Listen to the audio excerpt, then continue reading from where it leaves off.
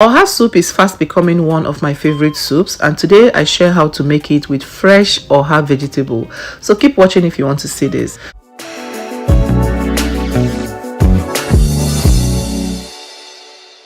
To make this, you're going to need some protein. Of course, in here I have some goat meat and some snails. I'm seasoning it now with some salt and bouillon cubes. I'm going to add water, cook until the snail is cooked.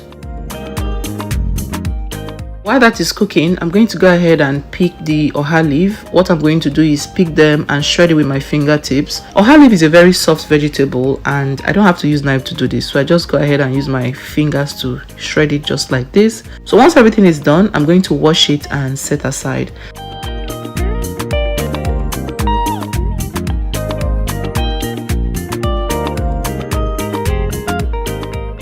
I've also picked the Uziza leaf. If you don't have Uziza leaf, don't worry. Just blend Uziza seed and add it to the pot of soup.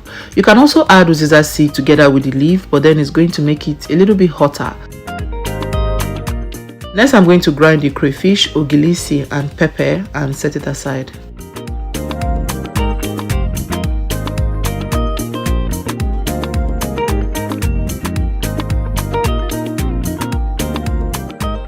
At this point, I check on the meat. The snail is cooked. I'm going to take it out so that it does not overcook. I'll add it to the soup later. I'm going to continue cooking the goat meat until it's about 80% cooked.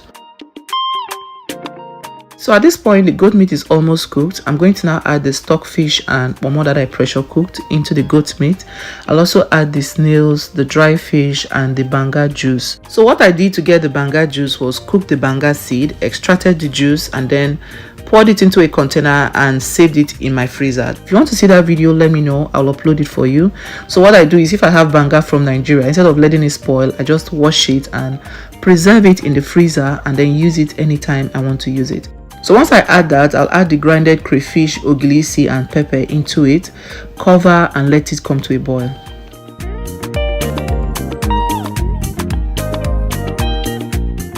So once it boils, I'm going to now add the thickener and I'm using cocoyam powder. If you're using the fresh cocoyam, all you need to do is cook it and pound it before adding it. And when you're adding the thickener, you want to be careful. Oha soup thickens up when it cools down. So you don't want it to be very thick when it's still on the pot. So just add a little bit, a little will go a long way. So I'll add some and then stir it in, cover it halfway again and let it come to a boil. Once it boils up again, it is almost ready. So I'm going to add the oha leaf and the uziza leaf, stir that in, taste for seasoning and salt and adjust if necessary. So from this point, I cook it for just 2 minutes. I like the vegetables to still be crunchy and it is done. Let me know if you try out this recipe. Send me pictures on Instagram at The Joyful Cook. Thank you so much for watching. See you in my next one. Bye.